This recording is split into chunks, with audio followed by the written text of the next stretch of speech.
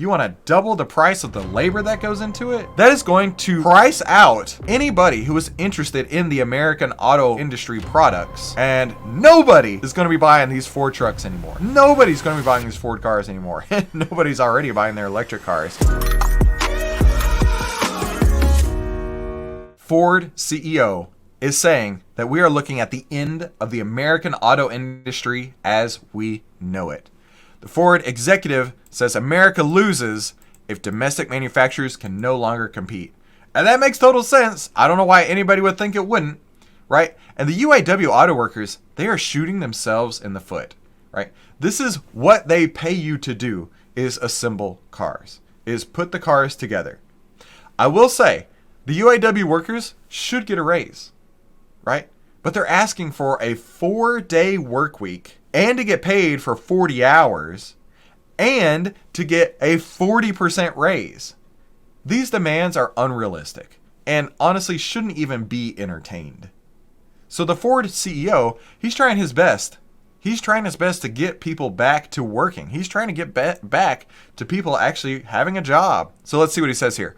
He's urging the UAW Auto Workers to come together with the company to reach an agreement to end the strike.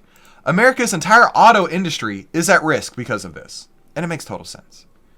Choosing the right path is not about Ford's future and our ability to compete. It's about the future of the American auto industry. He's so right. We can't even entertain the idea of a 4-day work week, getting paid 40 hours, with a 40% raise. These are unrealistic. And you know, that's totally a negotiation tactic, right? Set the bar ultra high, and then when they come up to a 5-day work week where they get paid 40 hours, but they get a 25% raise, then that makes a lot more sense. And it's a lot more palatable than a 4-day work week and a 40% raise. Now, Ford CEO keeps on going, and he says, Toyota, Honda, Tesla, and others are loving the strike because they know the longer it goes, the better it is for them. And if you're just tuning in, my name is Christopher Yule, and we talk about the biggest headlines of the day and what the AI trading data says about it. And if you're interested in that too, be sure to definitely hit the subscribe button down below and start trading with AI today. Go to ovtlyr.com to see why outliers win. Now, he continues on by saying that actually, the UAW president responded with another threat to escalate the strike further. And I actually laughed out loud while I was reading this. Bill Ford knows exactly how to settle this strike.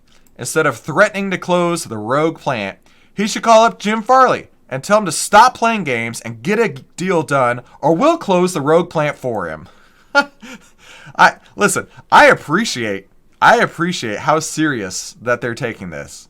And just saying that right there, hey, get this done or we're going to close more plants for you, right? If Ford wants to be the all-American auto company, they can pay all-American wages and benefits. That I do agree with. I do absolutely 100% agree with. But a 4-day work week, getting paid 40 hours during that work week, and a 40% raise, yeah, I don't know if that's exactly the all-American way. Because, right, this is still a capitalist country. This is still a capitalist society. And they need to post profits for their shareholders. Right? If we're going to double the price of a Ford truck, of a Ford F-150, which, let's get on that topic here, right? We've already seen car prices basically double since the start of the pandemic. I mean, we went from like $30,000 trucks to $60,000 trucks. We're looking at really loaded out trucks going from $45,000 to now probably close to $100,000 for a truck. And then you want to more than double. When we talk about everything included, you want to double the price of the labor that goes into it. So now that $40,000 truck just a few years ago is now $200,000. That's not going to keep the company in business. That is going to price out anybody who is interested in the American auto industry products. And nobody is going to be buying these Ford trucks anymore. Nobody's going to be buying these Ford cars anymore. Nobody's already buying their electric cars. So the UAW's demands, they're honestly outlandish. They're crazy. And you know what? If you want to leave a comment down below and tell me how I'm wrong, please feel free to.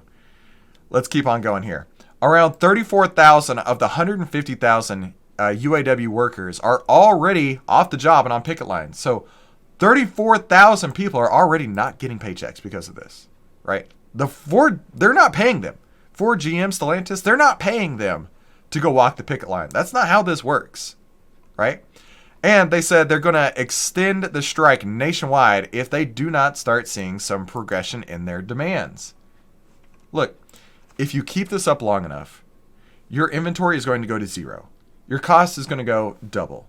And you're going to have zero customers left. So by trying to get these outlandish demands, you're going to be putting yourself out of a job permanently and the industry out of existence. That's what the Ford CEO is trying to say here. UAW is asking for a 40% raise for members over the 4-year contracts.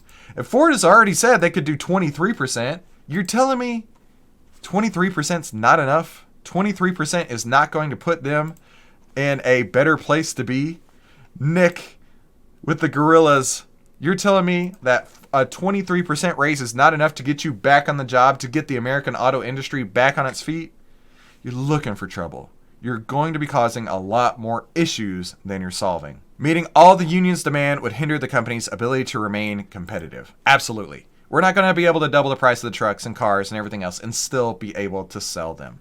Now let's take a look at what the AI trading data says about Ford. Ford just got a buy signal on October 16th. And in fact, this outlier has generated signal returns of 145.8%. So if you want to get your hands on these signals and be the first people who know what the AI trading data is saying, head to ovtlyr.com to see why outliers win.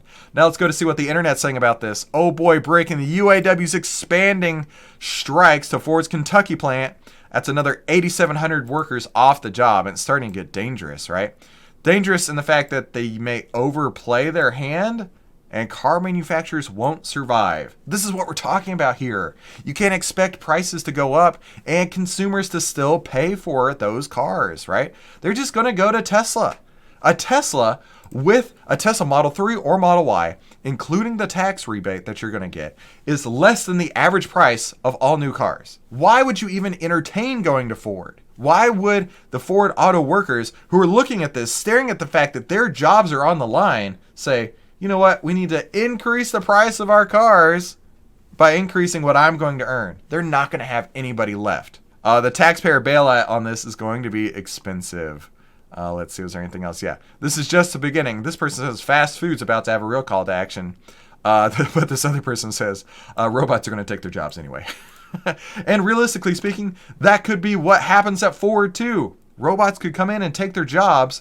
I mean, robots have already taken a lot of jobs at the auto plants. They could just take even more. And that could be how the UAW strike ends, is Ford saying, okay, fine, we're done with you. You want to raise? Go work somewhere else. We're going to put in more robots to replace you as it is. Now, YouTube thinks you're going to love one of these two videos. Thank you so much for coming to today's Outlier Live. I'll see you on the next episode.